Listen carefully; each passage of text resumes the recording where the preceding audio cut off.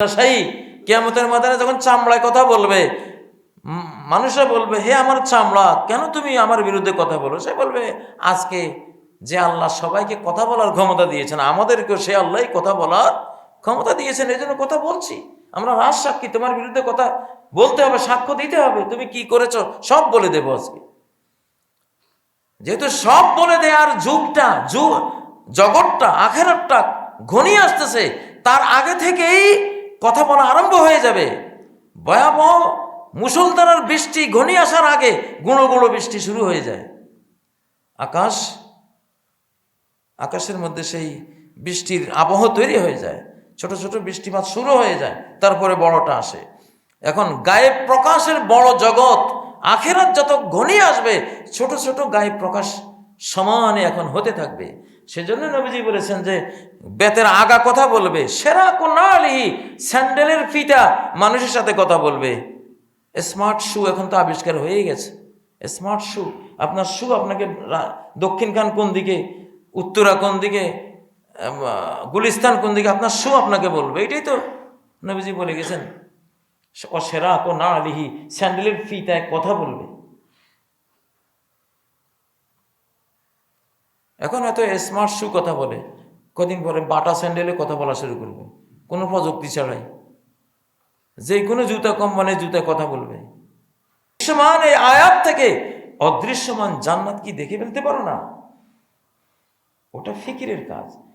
তোমার ব্রেন, আকল যে সার্চ ইঞ্জিন, এই সার্চ ইঞ্জিনকে সার্চ করো, কাজে লাগাও, সব বের করে নিয়ে আসতে পারবে। হযরত আলী বলতেন, আমি জান্নাতে গেলে, আখেরাতে গেলে নতুন কোনো জ্ঞান আমার অর্জিত হবে না, সব দেখে ফেলেছি, আইডিয়া সব করে ফেলেছি।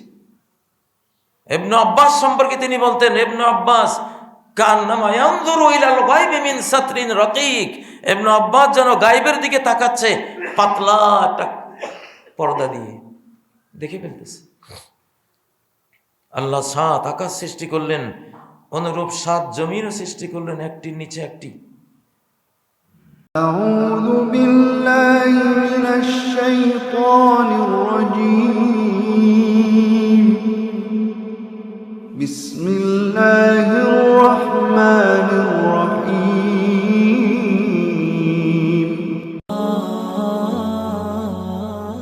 কেন সৃষ্টিকর্তা রব্বুল আলামিন এই বিশাল সৃষ্টি তোমাদের সম্মুখে এভাবে তুলে ধরেছেন? এগুলো নিয়ে জ্ঞান গবেষণা না করলে এর মর্ম তোমরা বুঝবে না। শুধু আকাশ দেখবে, তারকারাজি দেখবে, পৃথিবী দেখবে, পৃথিবীর ম্যানগ্রোভ, এর পাখালি গাছগাছালি, নদী ঝর্ণা, পাহাড় পর্বত দেখবে আর আনন্দ করবে। এটা তো মূর্খের কাজ, বোকাদের কাজ। যদিও এটাও ইসলামে বৈধ আছে। বোকারা রাতের তারকা দেখে আনন্দ পাবে, আহা কত সুন্দর। পৃথিবীর সকাল সাজের রূপ, সান্ধ্য রক্তিম আভা, অস্তিমভ সূর্যকে দেখে পৃথিবীর মানুষ আনন্দ করবে, সি বিচে গিয়ে আনন্দ করবে, ম্যানগ্রোভে গিয়ে আনন্দ করবে।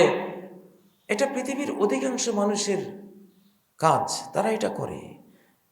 কিন্তু জ্ঞানবানদের মিশন ভীষণ ভিন্ন।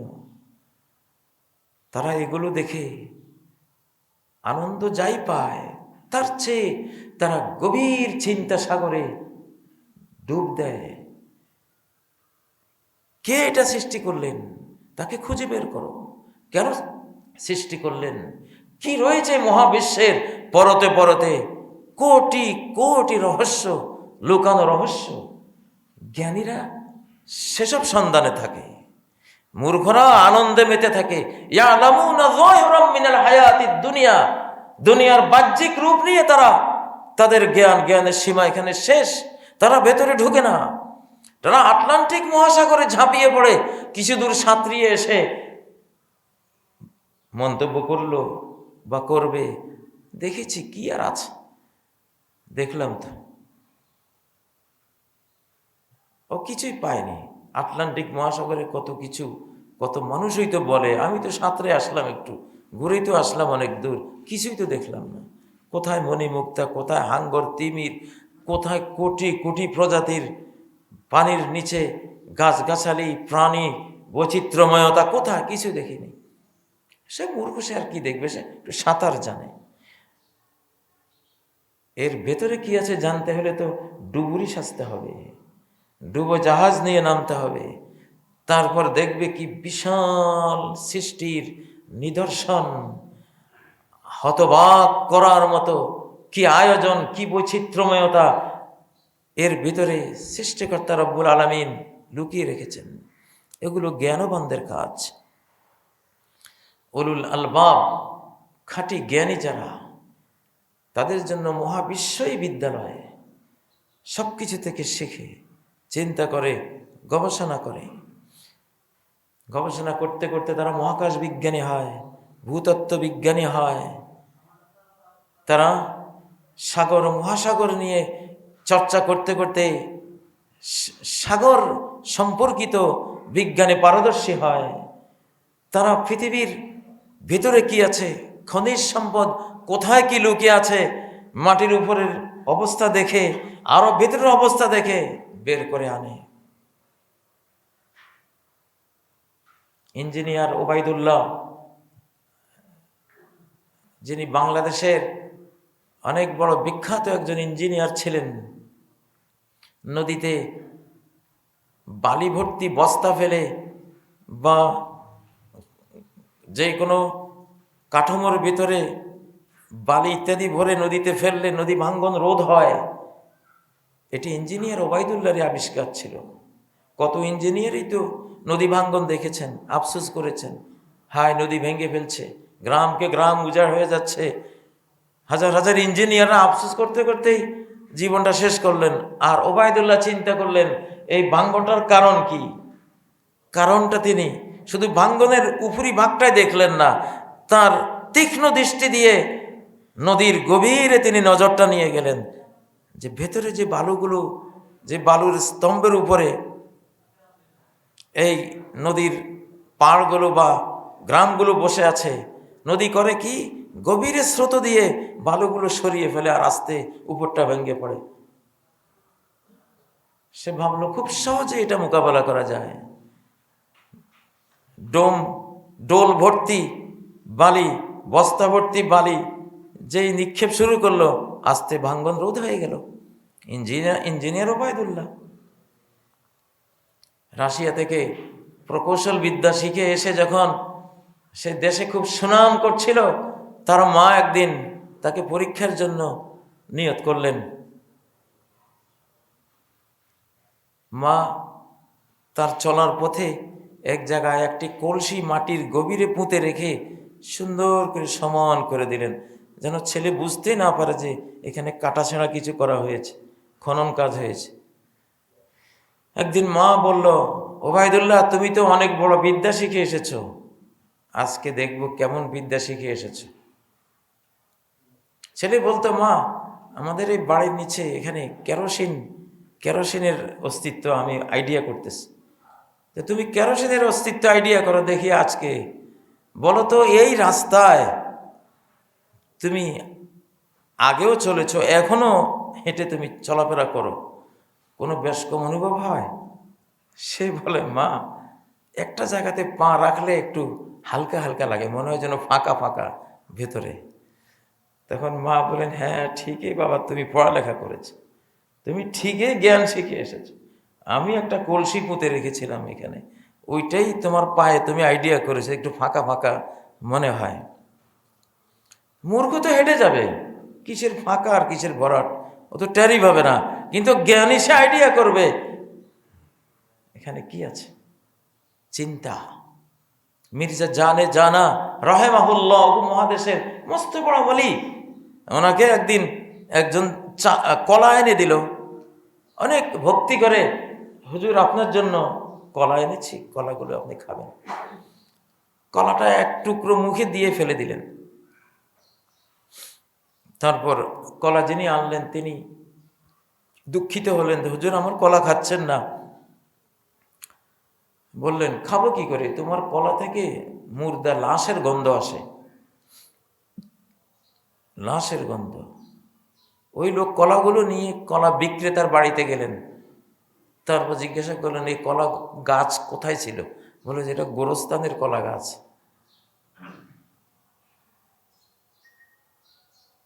এটা হলো চিন্তার জগতের অধিবাসীদের কথা। মানুষ সার্চ ইঞ্জিন, মানুষের brain, heart search engine. Search না করলে আপনি কি বের করবেন? তো জ্ঞানী কারা? আল্লাহ কি বলছেন? আল্লাযীনা ইয়াযকুরুনাল্লাহা কিয়ামান ওয়া কুউদান ওয়া আলা জুনুবিহিম, যারা আল্লাহর জিকির করে দাঁড়ানো অবস্থায়, বসা অবস্থায়, শায়িত অবস্থায়, সর্বাবস্থায়। ইয়াযকুরুনাল্লাহা আলা কুল্লি আহইয়ানিহিম ওয়া কুল্লি আহওয়ালিহিম, সর্বাবস্থায় তারা আল্লাহর জিকির করে, ইবাদত করে। এই জিক্রুল্লাহর অন্তর্ভুক্ত সালাত, সিয়াম, যাকাত, হজ, তাসবিহ, তাহলিল, জুমা, যোহর, আসর, মাগরিব, এশা, যত ইবাদত বন্দেগী সব ইয়াজকুরুনাল্লাহর ভিতরে চলে গেছে। কিন্তু শুধু এটুকুতে ইসলাম হবে না, আল্লাহকে বুঝবে না, জ্ঞানী হবে না তুমি। এটা আত্মিক সাইড, তোমার আত্মার জন্য জিক্রুল্লাহ লাগে। ইবাদত বন্দেগীর বিশাল খাবার, এ ফুড ইন্ডাস্ট্রিজ তৈরি করে রাখা হয়েছে আত্মার রূহের জন্য। আলা বিযিক্রিল্লাহি তাতমাইন্নুল কুলুব, তোমার দেহের ভিতরে যে একটি রূহ আছে, একটি নাফস আছে, একটি হার্ট আছে, এটা তো আল্লাহকে ছাড়া কখনো সুখী হবে না। তাকে আগে সুখী করো।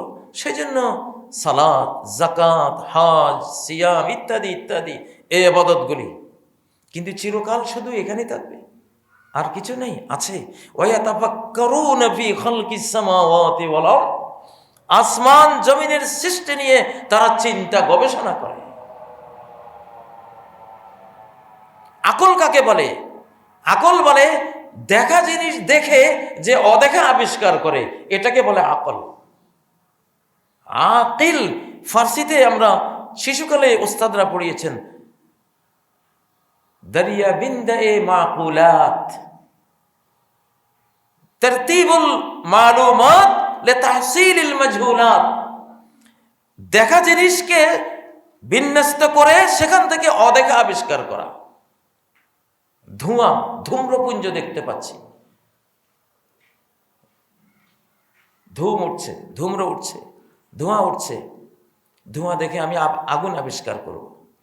গরু শুধু ধোঁয়াই দেখবে, সে আর আগুন বুঝবে না। সে দেখবে চোখে দেখা যাচ্ছে ধোঁয়া উঠছে, বাস ওইটুকুই।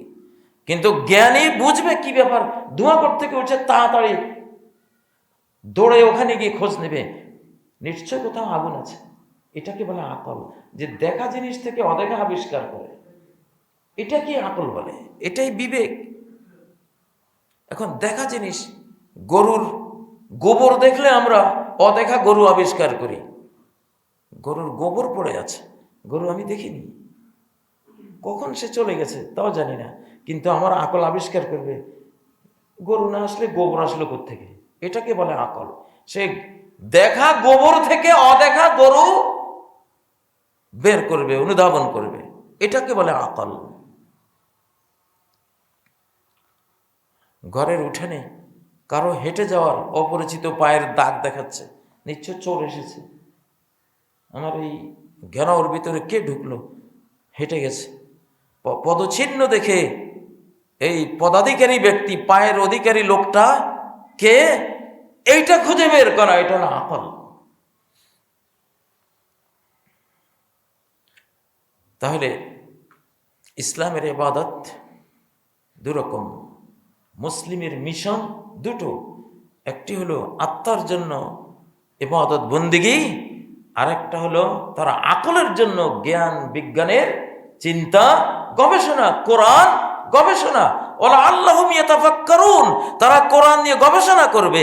আফালা ইয়াতাদাব্বারুনাল কোরআন, কোরআনের প্রত্যেকটা আয়াত থেকে আয়াতের পর্চাতে কি আছে এটা কি তারা দেখে না? ধূম্রপুঞ্জ দেখে যেমন অগ্নিকাণ্ড বুঝো, তো দেখা জিনিস থেকে অদেখা জিনিস বুঝো। কোরআন যখন বলে জান্নাতিন তাজরি মিন তাহতিহাল আনহার, এমন জান্নাত, এমন প্যারাডাইস, এমন বাগান যার তলদেশ দিয়ে ঝর্ণা ধারা বয়ে যাচ্ছে। এই আয়াত থেকে, শ্রুত এই আয়াত থেকে, দৃশ্যমান এই আয়াত থেকে অদৃশ্যমান জান্নাত কি দেখে ফেলতে পারো না? ওটা ফিকিরের কাজ। তোমার ব্রেন, আকল যে সার্চ ইঞ্জিন, এই সার্চ ইঞ্জিনকে সার্চ করো, কাজে লাগাও, সব বের করে নিয়ে আসতে পারবে। হযরত আলী বলতেন, আমি জান্নাতে গেলে, আখেরাতে গেলে নতুন কোনো জ্ঞান আমার অর্জিত হবে না, সব দেখে ফেলেছি, আইডিয়া সব করে ফেলেছি। ইবনে আব্বাস সম্পর্কে তিনি বলতেন, ইবনে আব্বাস কান্নামা ইয়ানজুরু ইলাল গায়বি মিন সাতরিন রাকিক। ইবনে আব্বাস যেন গায়বের দিকে তাকাচ্ছে পাতলা একটা পর্দা দিয়ে, দেখে ফেলতেছে। আল্লাহ 7 আকাশ সৃষ্টি করলেন, অনুরূপ 7 জমিনও সৃষ্টি করলেন, একটির নিচে একটি। এই হাদিসগুলো শুনেই মন্তব্য করার দরকার নেই। আগে তুমি বুঝো, আগে গবেষণা করো। একটির নিচে একটি, এক পৃথিবী, তারপরে আবার আকাশ, স্পেস, তার নিচে আরেক পৃথিবী, তার নিচে আবার স্পেস, তার নিচে আরেক পৃথিবী। আমাদের এই মাটির পরে এই পৃথিবীর গ্লোবটা পার হয়ে একটা স্পেস তো আমরা দেখি, স্পেসের নিচে আরেকটা পৃথিবী থাকতে পারে, সেই পৃথিবীর নিচে আরেকটা স্পেস থাকতে পারে, তার নিচে আরেকটা স্পেস। আকাশগুলো যেমন,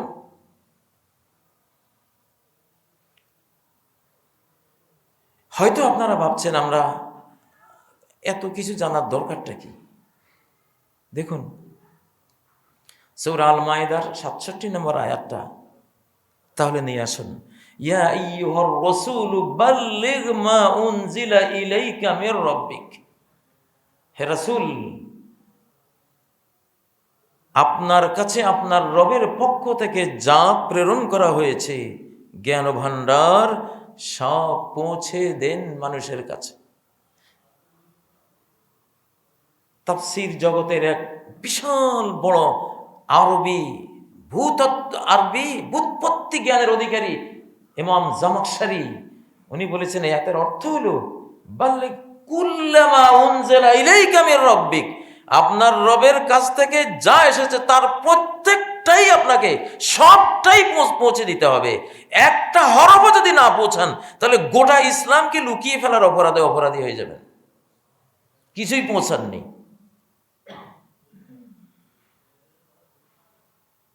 তাহলে মহাকাশ বিদ্যা তিনি পৌঁছেছেন কিনা? অবশ্যই পৌঁছে গেছেন, পৌঁছে দিয়েছেন। ওনার নিয়ে আসা কোরআনে 1000-এর বেশি আয়াত বৈজ্ঞানিক বিষয়ে ইশারা, ইঙ্গিত, আলো ফ্লাশ করে গেছে।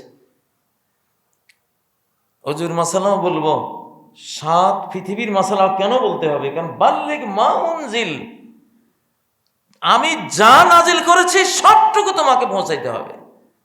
এটা বলা যাবে না যে এটা দিয়ে পাবলিক কি করবে, তোমার ওটা চিন্তা করার বিষয় না। আমার কোরআনে আমি নাজিল করেছি, তোমাকে হাদিসের মধ্যে জানিয়েছি, তোমাকে পৌঁছাতে হবে। যুগের আলেমদেরও কর্তব্য শুধু তালাকের মাসালা, ওযু গোসলের মাসালা, শুধু ফজরের সুন্নত 2 রাকাত জামাত শুরু হয়ে গেছে এই মাসালা, আজকে 24 বছর টেলিভিশনে প্রশ্ন উত্তর করি, শুধু এই মাসলাগুলি দেখি। সেই ভিতরে মাসালা 24 বছর আগে যা এখনো তা। সেই 24 বছর আগে ফজরের জামাত শুরু হয়ে গেছে, আমি 2 রাকাত সুন্নত এখন পড়া যাবে কিনা, 24 বছর আগে যে মাসালা এখনো সেই মাসালা। আরে বাবারে, এই ইসলামের মধ্যে কি আর কিছু নাই? একটা লোক যদি 24 বছর প্রাইমারি স্কুলে পড়ে, তার প্রাইমারি স্কুলের পড়াই শেষ হয় না। এর চেয়ে ডামিস ছাত্র আর কে হতে পারে বলেন? এটা তো উন্নয়ন লাগবে। এজন্যই জ্ঞানের চিন্তা, বিজ্ঞানের এই সাইডগুলো আনতে হয়, নিয়ে আসি। আমি ইচ্ছে করেই জ্ঞান বিজ্ঞানের ওই সাইডগুলিতে ঢুকি। অনেকে বলে উনি কি সায়েন্টিস্ট। আরে বাবা, তুমি কোন সাঁতার সায়েন্টিস্ট? সায়েন্টিস্ট হওয়া লাগবে না, মানুষের বিদ্যালয়ে পড়ে আমাকে সায়েন্স শিখতে হবে না। আমরা মুসলিমরা আজন্ম আমরা সায়েন্টিস্ট, আজন্ম জ্ঞানের মহারাজ। কোরআনের বরকতে উম্মি রাসূল সমস্ত বিজ্ঞানীদের হেড অফ দ্য ডিপার্টমেন্ট, নিরক্ষর নবী। সুবহানাল্লাহ। আমরা গবেষণা করে করে করে বলবো না যে ঘুম একটা মৃত্যু।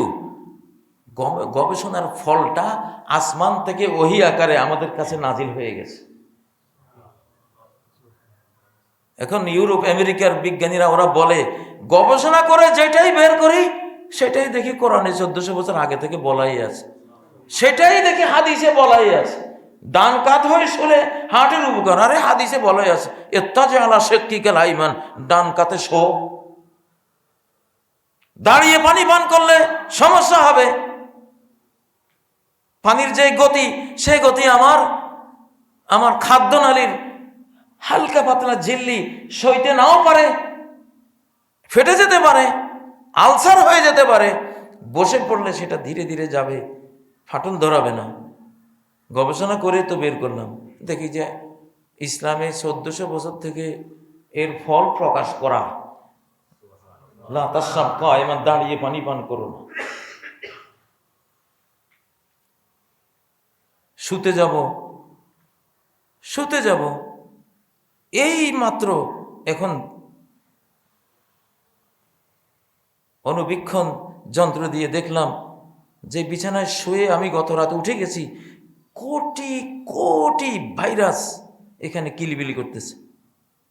সর্বনাশ, স্প্রে করলাম, কত কিছু এখানে যায় না। পরে কাপড় দিয়ে ঝাড়ু দিলাম, সব চলে গেল। ফলটা প্রকাশ করলাম, দেখি হাদিসে বলা আছে, তোমরা যখন এজা আওয়াইতা ইলা ফিরাশিক এজা আওয়া আহাদুকুম ইলা ফিরাশিক ফালয়ানফুদ ফিরাশাহু বিসানফাতি ইজারি আও কামা ক্বাল আলাইহিস সালাতু ওয়াস সালাম, যখন বিছানায় শুতে যাবে লুঙ্গি কাপড়ের এক প্রান্ত দিয়ে বিছানাটা ঝাড়ু দাও। ফাইন্নাকা লা তাদরি মা খালাফাক, তুমি জানো না তোমার পরে এখানে কি হয়েছে, কি জিনিস এখানে সৃষ্টি হয়েছে। তোমার চামড়া থেকে প্রতি 3 ঘন্টায় চামড়ার কোষগুলি মরে মরে মরে পড়ে, কোটি কোটি কোটি বিলিয়ন ট্রিলিয়ন কোষ 3 ঘন্টায় মারা যায়। এগুলি চামড়া মরে, এগুলি সব পড়ে বিছানার মধ্যে, এগুলি থেকে ব্যাকটেরিয়া হয়। গবেষণা করলাম তো মাত্র, এখন দেখি হাদিসে আগে বলা। পশ্চিমা বিজ্ঞানীরা বলে আর গবেষণারই দরকার নাই, তাহলে মুসলমান হও, ফল সব তোমাদের হাতে। হাজার হাজার কোটি কোটি ডলার খরচ করে গবেষণা করব, গিয়ে দেখবো মুসলমান মুক্তবের হুজুরে এসছে ভালো ফলাফল ওনার কাছে। আল্লাহ তাআলা আমাদেরকে সেই জ্ঞান দিয়ে দিয়েছেন। তিবিয়ানাল লিকুল্লি শাই, সব কিছুর বয়ান এই কোরআনে বলা আছে, দেয়া আছে। মানুষের প্রয়োজন হয় এমন কোনো কিছুই আল্লাহ তাআলা বাদ রাখেন না। এখন বলেন, আল্লাহ যেখানে বলছেন ওয়াইল্লাম তাফআল ফামা বাল্লাগতা রিসালাতা, আমার ইসলামের একটা জিনিসও যদি তুমি বাদ দাও তাহলে তুমি টোটাল ইসলাম পৌঁছাওনি আমার বান্দাদের কাছে, এইটাই আমি ধরে নেব। এই জন্য যুগের আলেমদের উচিত ইসলামে কি জিওলজি আছে, ভূতত্ত্ব বিজ্ঞান আছে, সব কিছু খুলে জাতির কাছে বলবে। ওযু গোসলের মাসালা, বিতিরের মাসালা, ফজরের সুন্নতের মাসালা জরুরি, এগুলি দিয়ে সবার মন ভরবে না। ধর্মপ্রবণ মানুষেরা অল্পতেই ভরে। বহু মানুষ আছে যৌক্তিক, তার্কিক, তর্কবাগীশ, এরা অনেক কিছু চায়। ওদেরকে কেউ আছে মহাকাশ বিজ্ঞানের তত্ত্ব পেলে মুসলিম হয়ে যাবে, কেউ আছে সে জিওলজি বুঝে, ভূতত্ত্ব বিজ্ঞান ইসলাম থেকে নিয়ে আসো। ওয়াল জিবালা আওতাদা, ভূমি যখন কাঁপতেছিল আমি পাহাড় বসিয়ে দিলাম, ভূমি স্থির হয়ে গেল। এখানে কি বিজ্ঞান আছে বের করো। যে পাহাড়ের মাথাটা দেখা যায়, পাহাড় হলো কিলক, 2টা কাঠের মধ্যে আল্লাহ তাআলা একটা কাঠের উপরে আরেকটা কাঠ সেট করে একটা তার কাটা মারলে সেটা বসে যায়। টেকটনিক প্লেট পর্যন্ত উপর থেকে যে পাহাড় 50-52 কিলোমিটার গভীর পর্যন্ত পাহাড়ের মূল নিচের পাথরের প্লেটে নিয়ে বসিয়ে দিয়েছেন, পৃথিবী স্থির হয়ে গেছে। ওয়াল জিবালা আওতাদা, আলেমরা যদি শুধু ওযু গোসল, নামাজ, রোজা, হজ, যাকাতের মাসলা পৌঁছান আর ওয়ায়াতাফাক্কারুনা ফি খালকিস সামাওয়াতি ওয়াল আরদ, আসমান জমিনের সৃষ্টির রহস্য নিয়ে মানুষের কাছে কথা না বলেন, ইসলামের অর্ধেক লুকিয়ে রাখার পাপে পাপী হয়ে অপরাধী হয়ে আখিরাতের আদালতে অপরাধী উঠতে হবে। আল্লাহ তার রাসূলকে হুমকি দিয়েছেন, ওয়াইল্লাম তাফআল, আপনি যদি পুরোটা না পৌঁছান, ফামা বাল্লাগতা রিসালাতা, আপনি আল্লাহর রিসালা পয়গাম মোটেও পৌঁছান নাই, আল্লাহর মেসেজ মোটেও পৌঁছান নাই।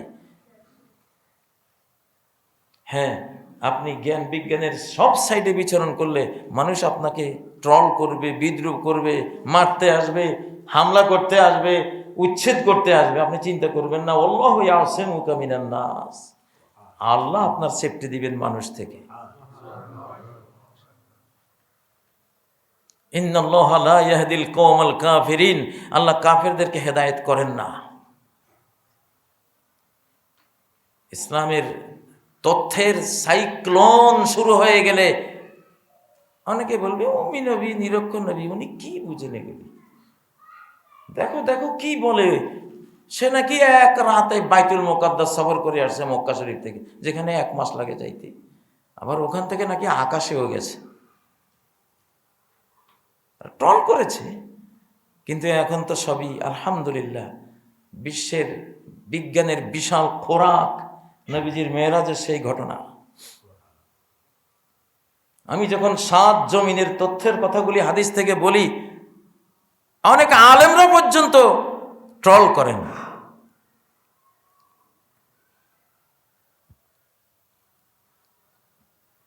অথচ ইবনে আব্বাস বলেছিলেন, একজন যখন তাকে প্রশ্ন করলো, ইবনে আব্বাস 7 পৃথিবী আছে এটা একটু বলেন তো, বললে তো তুমি কাফের হয়ে যাবে, তোমার ঈমানে থাকবে না।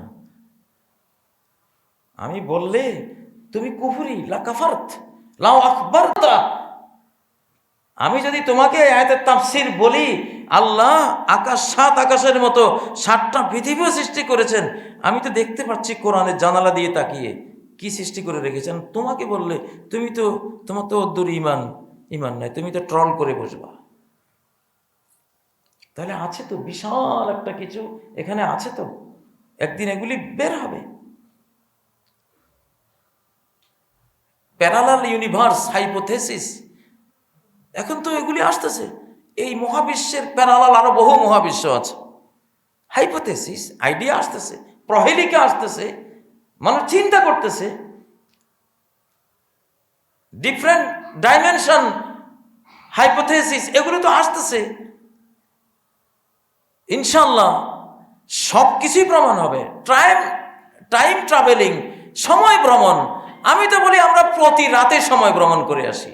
আমাদের আত্মা, আমাদের রূহ 1150 কোটিরও বেশি গ্যালাক্সি পার হয়ে, সপ্তাকাশ পার হয়ে, আরশের নিচে সেজদা করে, চক্ষের পলকেরও আগে কত ট্রিলিয়ন ট্রিলিয়ন আলোকবর্ষ পার হয়ে আমরা চলে আসি আর চলে যাই। আল্লাহু আকবার, কি আর আশ্চর্য আছে ওখানে। তাহলে সূরা আল মায়েদায় আল্লাহ তাআলা কি বললেন, যে হে নবী তুমি তোমার কাছে যা এসেছে সবটা পৌঁছাও, কোনোটা বাদ দিবা না। বাদ দিলেই তুমি আল্লাহর কাছে অপরাধী হয়ে যাবে।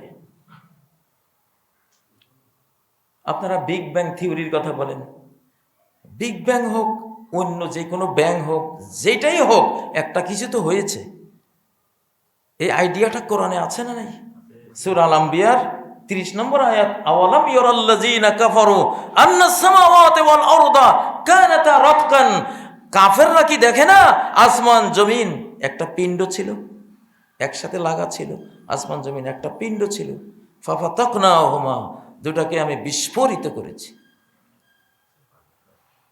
এখানে শব্দটা কি আপনি দেখেন, আওয়ালাম ইয়ারাল্লাযীনা আমানু তো বলতে পারতেন আল্লাহ তাআলা, যে ইমানদাররা কি দেখে না?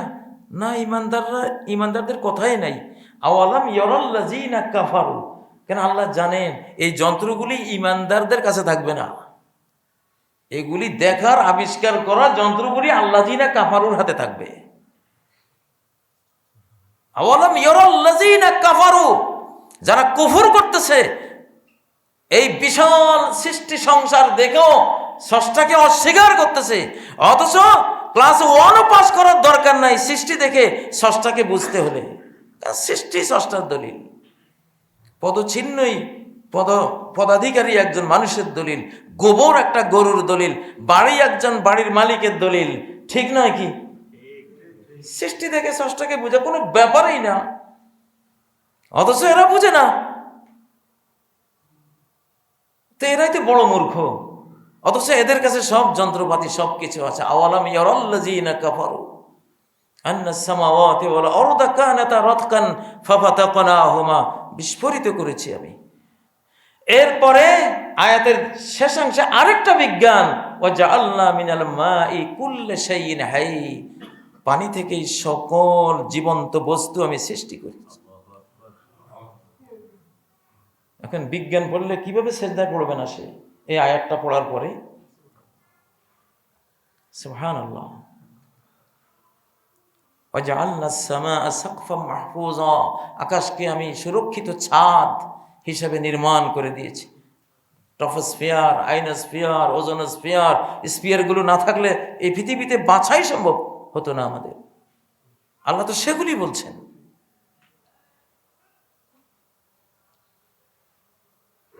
এখন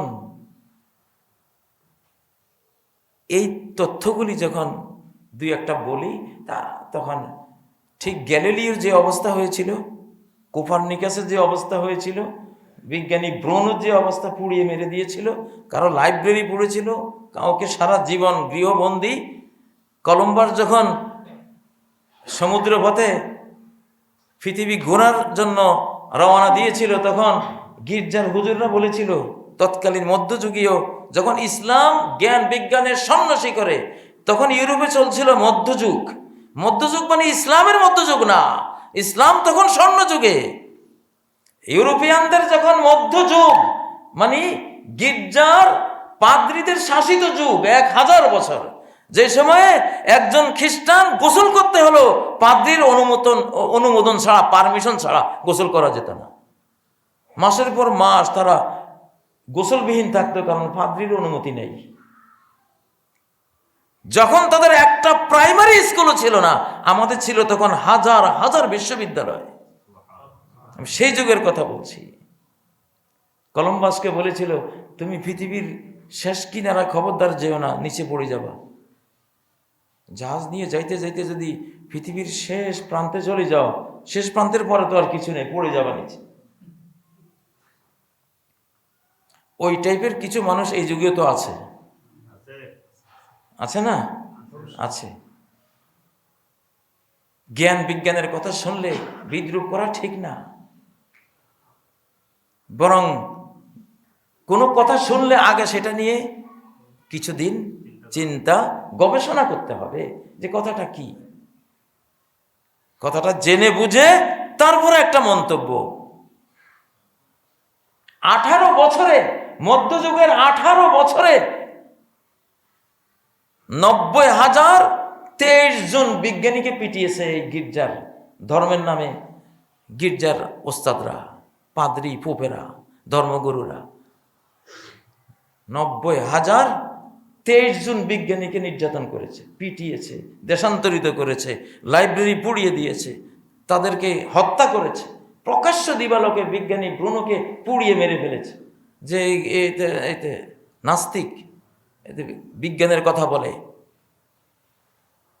আজকে মুসলিমদের অনেকের সে অবস্থা হয়ে গেছে যে জ্ঞান বিজ্ঞান আমাদের কোরআন থেকে আসা, আমাদের কোরআন থেকে আজকে সম্প্রসারণশীল মহাবিশ্ব। কে না জানে যে মহাবিশ্বটা সেকেন্ডে সেকেন্ডে এটা সম্প্রসারিত হচ্ছে। এটা তো কোরআনের থিওরি। সূরা জারিয়াতে 47 নম্বর আয়াত, ওয়াস-সামাআ বানাইনাহা বিআইদিন, আকাশকে আমি এনার্জি দিয়ে সৃষ্টি করেছি, ওয়া ইন্না লামুসিউন, আমি এটাকে সম্প্রসারিত করে চলেছি, সম্প্রসারিত করে চলেছি। আচ্ছা দেখুন, এজন্য মুসলিম উম্মার স্বর্ণ শিখরে আরোহণ সেদিন ছিল যেদিন আল্লাযীনা ইয়াযকুরুনা, আল্লাহর সাইডেও তারা পরিপূর্ণ ছিল, ওয়া ইয়াতাফাক্কারুনা, এই সাইডেও তারা পরিপূর্ণ ছিল। মাদ্রাসাতুল জিকির, মাদ্রাসাতুল ফিকির, জিকিরের মাদ্রাসায়ও তারা বিচরণ করেছে, ফিকিরের মাদ্রাসায়ও তারা সমান্তরালে বিচরণ করেছে। সেদিন মুসলিমরা ছিল বিশ্বের নায়ক, বিশ্বের পরিচালক, বিশ্ব তাদের থেকে সব নিয়েছে।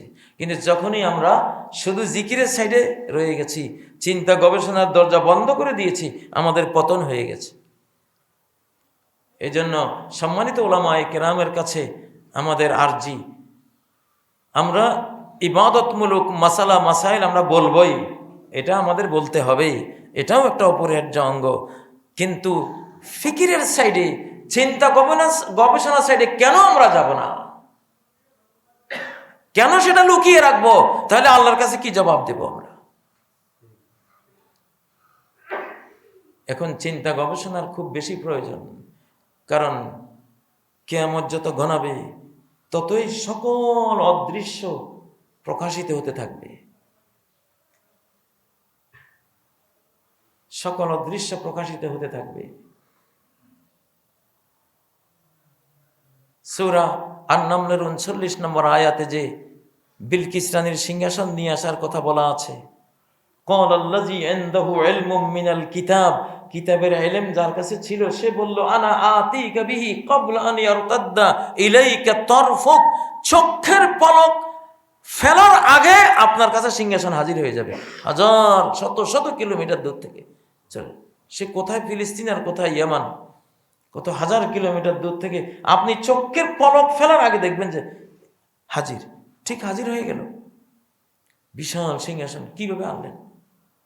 এখন তো আমরা জানি, আমাদের স্ক্রিনে, কম্পিউটারে, আমাদের টিভিতে আমেরিকার একটা সিনারিও, একটা প্রোগ্রাম ওখানে চলছে, সিনারিওটা এখানে আসে, প্রোগ্রামটাকে কোটি কোটি ভগ্নাংশ করে এটাকে অ্যাটমিক আকারে বা যে কোনো আকারে আপনারা বুঝেন পাঠিয়ে দেওয়া হয়, এখানে এসে সেটা একসাথে হয়। গবেষণা চলছে, গবেষণা করুন। ইসলামে তো আছে এগুলি, কোনটা নাই? পাশ্চাত্য বিজ্ঞানীরা যেমন বলে, যেটাই গবেষণা করে বের করি সেটাই কোরআনে খুঁজে পাই। এই জন্য ভালো হলো আগে মুসলমান হয়ে যাই, তারপরে গবেষণা করি, যেন আফসোস করতে না হয় পরে। আজকে আমরা মুসলিমরা, আমরাই আমাদের জ্ঞান বিজ্ঞানের দুশ্মন, আমরাই আমাদের জ্ঞান বিজ্ঞানের দুশ্মন, আমরাই আমাদের সৌভাগ্যের বিরুদ্ধে ওয়ার ডিক্লেয়ার করে রেখেছি, আমরা আমাদের উন্নতির বিরুদ্ধে যুদ্ধ ঘোষণা করে রেখেছি। আমাদের আচরণগুলো এরকম। যখন বিদ্যুৎ আবিষ্কার হয় ভারতীয় উপমহাদেশে, এই শ্রেণীর, এক শ্রেণীর যারা ইসলামকে শুধু ইবাদত বন্দিগিতে ইয়াজকুরুন আল্লাহর মধ্যে সীমাবদ্ধ করেছে, ইয়াতাফাক্কারুনের মধ্যে নেন নাই, তারা বলেছিলেন এই বিদ্যুৎ, এটার কোনো বাহ্যিক তেল নাই, কোনো সলিতা নাই, কিছুই তো বোঝা যায় না, হঠাৎ জ্বলে ওঠে, এটা একটা জাদু, স্যার এটা ব্ল্যাক ম্যাজিক, খবরদার মুসলমান এটা ব্যবহার করবে না। যে কোনো জিনিসের কারণ বা এর সবব বোঝা না যায়, গোপন, এটা একটা জাদু, তাহলে এটা ব্ল্যাক ম্যাজিক, খ্রিস্টানরা আবিষ্কার করেছে, মুসলমান এটা তোমাদের জন্য জায়েজ নাই, না জায়েজ।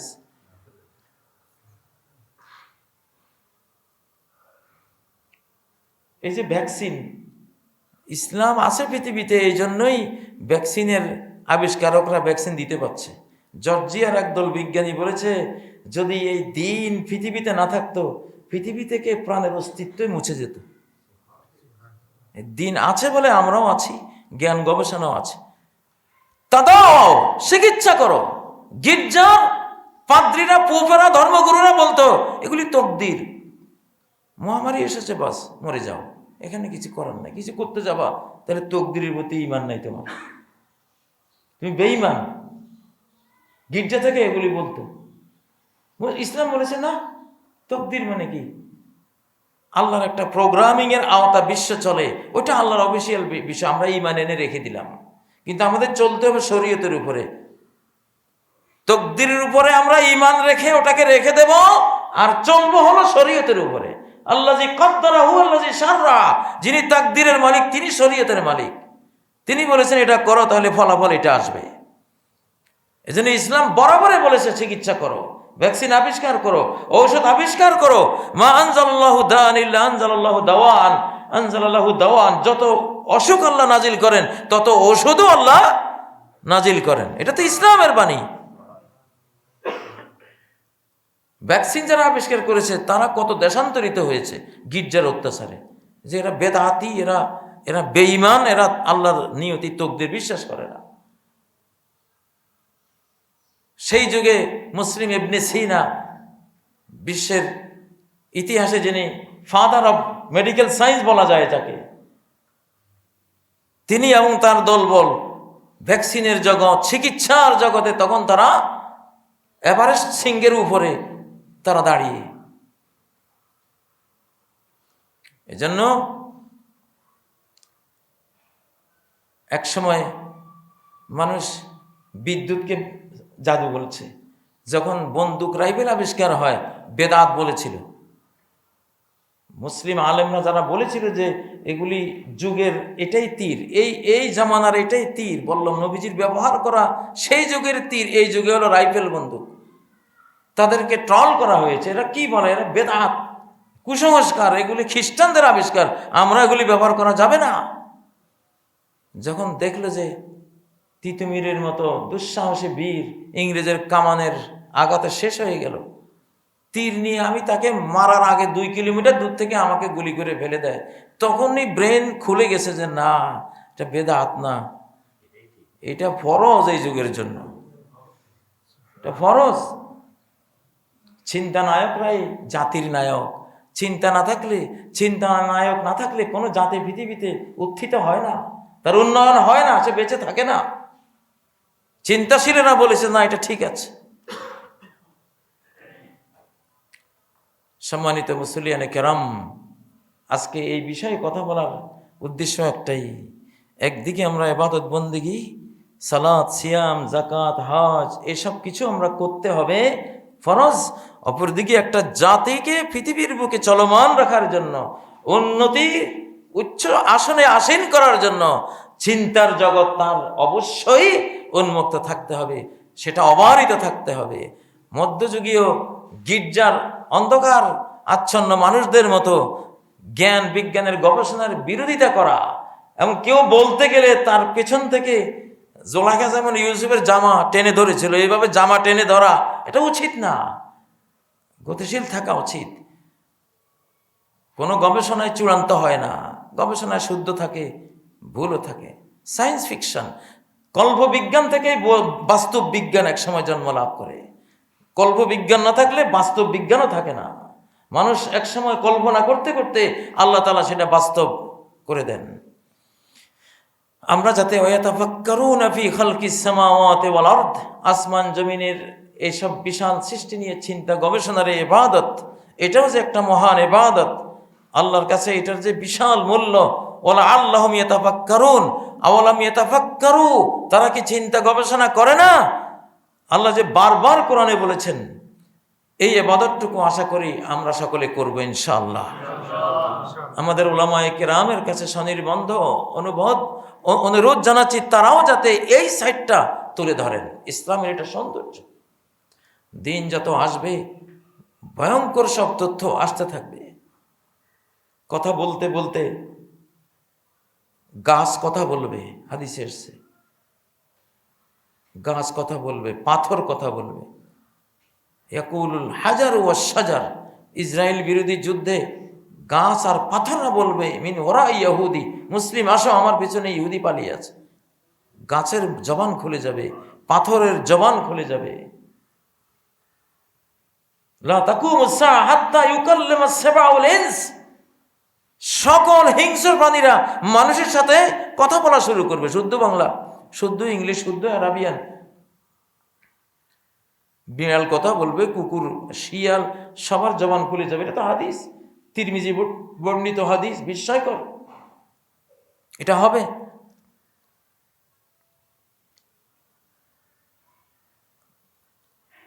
এবং ওয়ায়ুকাল্লিমার রাজুলা আযাবাতু সাওতিহি ওয়া শিরাকু নালিহি, মানুষের সাথে কথা বলবে আযাবাতু সাওতি, তার বেতের অগ্রভাগ, একটা লাঠি আছে, লাঠি কথা বলা শুরু করবে। এখনকার যে ওয়্যারলেস হাতে থাকে, ওয়াকি টকি হাতে থাকে, বেতের মতো একটা অ্যান্টেনা থাকে কি না? থাকে। এটা তো তৈরি অ্যান্টেনা, ওইটা না। গাছ জঙ্গল থেকে কেটে আনবেন বেত, ওই বেতের আগায় কথা বলবে। আনতাকানাল্লাহুল্লাযী আনতাকা কুল্লা শাই। কিয়ামতের ময়দানে যখন চামড়ায় কথা বলবে, মানুষরা বলবে, হে আমার চামড়া, কেন তুমি আমার বিরুদ্ধে কথা বলো? সে বলবে, আজকে যে আল্লাহ সবাইকে কথা বলার ক্ষমতা দিয়েছেন, আমাদেরকেও সে আল্লাহই কথা বলার ক্ষমতা দিয়েছেন, এই জন্য কথা বলছি। আমরা রাজ সাক্ষী, তোমার বিরুদ্ধে কথা বলতে হবে, সাক্ষ্য দিতে হবে, তুমি কি করেছো সব বলে দেবো আজকে। যেহেতু সব বলে দেওয়ার যুগটা, জগৎটা, আখেরাতটা ঘনিয়ে আসতেছে, তার আগে থেকেই কথা বলা আরম্ভ হয়ে যাবে। ভয়াবহ মুষলধারার বৃষ্টি ঘনিয়ে আসার আগে গুঁড়ো গুঁড়ো বৃষ্টি শুরু হয়ে যায়। আকাশের মধ্যে সেই বৃষ্টির আবহ তৈরি হয়ে যায়, ছোট ছোট বৃষ্টিপাত শুরু হয়ে যায়, তারপরে বড়টা আসে। এখন গায়েব প্রকাশের বড় জগৎ আখেরাত যত ঘনিয়ে আসবে, ছোট ছোট গায়েব প্রকাশ সমানে এখন হতে থাকবে। সেজন্য নবীজি বলেছেন যে বেতের আগা কথা বলবে, সেরা কোনালিহি, স্যান্ডেলের ফিতা মানুষের সাথে কথা বলবে। স্মার্ট শু এখন তো আবিষ্কার হয়ে গেছে। স্মার্ট শু, আপনার শু আপনাকে দক্ষিণ খান কোন দিকে, উত্তরা কোন দিকে, গুলিস্তান কোন দিকে, আপনার শু আপনাকে বলবে। এটাই তো নবীজি বলে গেছেন, অসেরা কোনালিহি, স্যান্ডেলের ফিতায় কথা বলবে। এখন হয়তো স্মার্ট শু কথা বলে, কদিন পরে বাটা স্যান্ডেলে কথা বলা শুরু করবে, কোনো প্রযুক্তি ছাড়াই। যে কোনো জুতা কোম্পানির জুতায় কথা বলবে, কারণ সারা পৃথিবীতে কথা বলবে। পৃথিবী তার সমস্ত হাদিস, সমস্ত ঘটনা কাহিনী কিয়ামতের ময়দানে বলে দিবে। মাটি কথা বলবে। কথা বলার ক্ষমতা সবগুলোর মধ্যে আছে, আল্লাহ দিয়ে রেখেছেন। কেউ নীরব সাইলেন্ট হয়ে আছে, কিন্তু বলার ক্ষমতা আছে। একদিন এই ক্ষমতা উন্মুক্ত করা হবে, বলা শুরু হয়ে যাবে।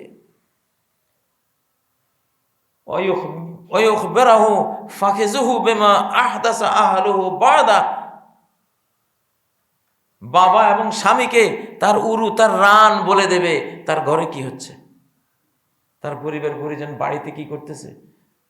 ওরা হয়তো বাংলাদেশে, সে আমেরিকায়, সে সৌদি আরব, সৌদি আরবে বসে তার রান, চামড়া, কোনো প্রযুক্তি লাগবে না, প্রযুক্তি ছাড়াই আপনার চামড়া, আপনার উরু আপনাকে সংবাদ দিতে থাকবে, তোমার বাড়িতে এই এই ঘটনা ঘটতেছে। এখন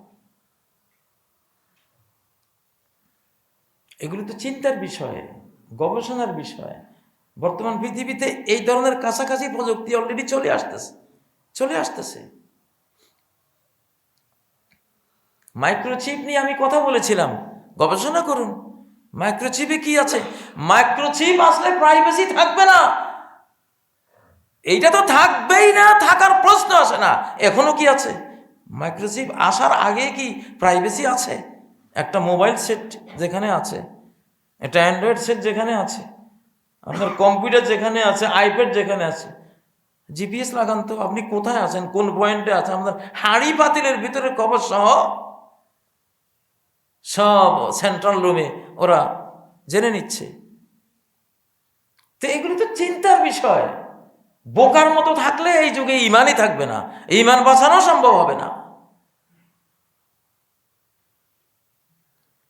আগের যুগে গাড়ি নিয়ে কোথায় যাব ভাই, অমুক জায়গায় যাবো, কোনখান দিয়ে একটু বলেন তো। এখন জিপিএস, কিচ্ছু লাগে না। জিপিএস কি? এই জিপিএস এর কথাই হাদিসগুলিতে আমি পাই, লাহুম উয়ুন, অনেক দেশ কিয়ামতের আগে হবে, তাদের চোখ থাকবে আকাশে, এদের অনেক চক্ষু থাকবে, এই স্যাটেলাইট।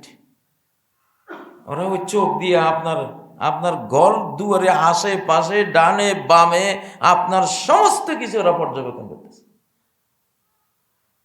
এখন মাইক্রোচিপ থাকলে প্রাইভেসি থাকবে না, এটা শুনে যারা আশ্চর্য হয়েছেন, তারা মোবাইল জগতে যে আছেন, তারা মোবাইলের জ্ঞানও রাখেন না, অ্যান্ড্রয়েড সেট সম্পর্কেও জ্ঞান রাখেন না।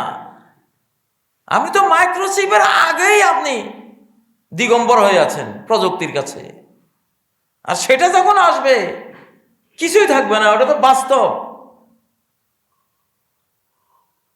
আর মাইক্রোচিপের অস্তিত্ব নিয়েও অনেকে জানেন না, অথচ বিজ্ঞানের যুগে বাস করেন। সুইডেন গিয়ে দেখেন, কিভাবে গণহারে মাইক্রোচিপ ব্যবহার শুরু হয়েছে। সেদিন দেখলাম মিডিয়ায় একজন পাকিস্তানের নাগরিক, যিনি মূলত বাঙালি, বাংলাদেশি বংশোদ্ভূত, তিনি দেখাচ্ছেন তার হাতের ভিতরে মাইক্রোচিপ, এটা এর মধ্যেই পাসপোর্ট, এর মধ্যে আইডি কার্ড, এর মধ্যে ব্যাংক অ্যাকাউন্ট, সব এখানে। তো এই ভয়াবহ যুগ, জ্ঞান বিজ্ঞানের এই সাইটগুলো যদি আমরা না জানি, তাহলে ঈমান বাঁচানো মুশকিল হয়ে যাবে আমাদের।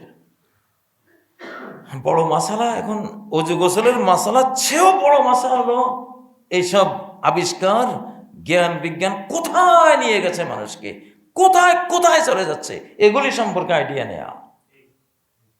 আল্লাহ তাআলা আমাদের তৌফিক দান করুন। আল্লাহ আমাদেরকে আল্লাযীনা ইয়াযকুরুনাল্লাহ, এই কাতারেও আমরা থাকবো ইনশাআল্লাহ শতভাগ। ওয়া ইয়াতাফাক্কারুনা ফি খালকিস সামাওয়াতি ওয়াল আরদ, এই কাতারেও আমরা থাকবো। জিকির আর ফিকিরের জিন্দেগি আমাদের তাবলীগী জামাতের ভাইয়েরা খুব সুন্দর কথা বলেন, ভাই জিকিরে ফিকিরে চলি। সুবহানাল্লাহ, ট্রিলিয়ন ডলারের একটা কথা তারা বলে, জিকিরে ফিকিরে চলি। হয়তো তারা এর গভীরতা অতটা আইডিয়া করে না, কিন্তু কথাটা 100% সত্য। কারা জানি এই আয়াতেরই তাফসীরটাকে সংক্ষেপে বাংলা ভাষায় ঢুকাই রাখছে যে জিকিরে ফিকিরে চলো। আল্লাযীনা ইয়াযকুরুনা, আল্লাহ থেকে জিকির, ওয়া ইয়াতাফাক্কারুনা থেকে ফিকির। খুবই সুন্দর, খুবই সুন্দর কথা। জিকিরে ফিকিরে চলো, জিকির মুলুক ইবাদত বন্দেগীর মাসালাও দাও, ফিকির মুলুক ইবাদত বন্দেগীর মাসলা, মাসাইল, বিষয়, আবিষ্কার, এগুলো বলো মানুষকে। তাহলে না বাল্যে